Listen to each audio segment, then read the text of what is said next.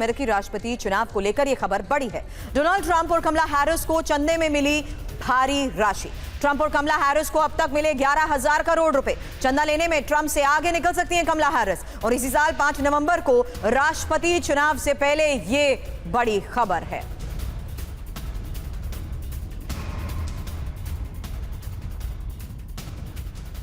इसी बड़ी खबर पर और इंफॉर्मेशन के लिए मेरे सहयोगी सुमित चौधरी इस वक्त मेरे साथ हैं। उससे पहले इंफॉर्मेशन वॉल पर आपको बता देते हैं अमेरिकी चुनाव में अब तक ट्रंप और कमला हैरिस को किसने कितना चंदा दिया है और अभी और कितना मिलना बाकी है। हालांकि चुनाव से पहले इंफॉर्मेशन वॉल पर सुमित मुझे आइए और ज्वाइन करिए और बता दीजिए ये खबर कितना मायने रखती है, क्योंकि इससे पहले इनकी मुलाकात जिस तरीके से हो रही थी उन मुलाकातों में यही माना जा रहा था कि आखिर किस तरीके से चुनाव से पहले करोड़ों का चंदा हासिल किया जा सकता है। अब इस खबर का मतलब समझा दीजिए, क्योंकि चुनाव में चंदे की ये जंग आखिर है क्या। ये डिटेल जानकारी इंफॉर्मेशन वॉल पर तो रख रही हूं, लेकिन इस जंग का जरा मतलब समझा दीजिए क्या है।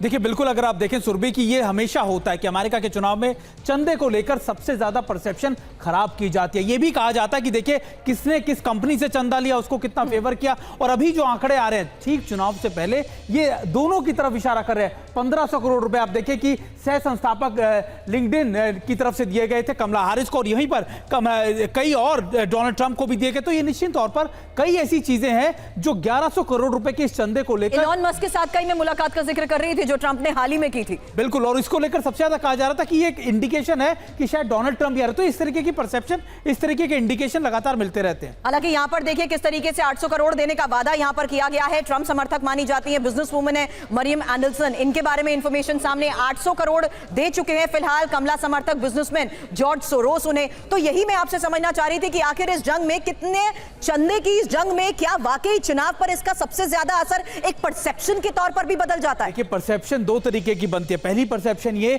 कि देखिए किसको कितना चंदा मिल रहा है, ये इंडिकेशन होता है कि वो जीत रहा है। जीत के पैमाने भी चंदे से डिसाइड किए जाते हैं कि देखिए इतना ज्यादा चंदा बिजनेसमैन दे रहे हैं। लेकिन दूसरी तरफ जब अमेरिका की सोसाइटी को आप देखते हैं तो उसमें खास तौर पर बिजनेस लॉबीज ये जानबूझकर इसके सामने आती है कि अगर कौन लीडर कितना चंदा ले रहा है, इससे लोगों के अंदर परसेप्शन क्रिएट की जाती है कि देखिए ये तो कॉर्पोरेट के हाथ की कटपुतली है। और ये दोनों तरफ अगर आप देखें इसी तरीके की इंटरेस्टिंग टर्नओवर इसे माना जा सकता है। हालांकि thank you for your patience Sumit.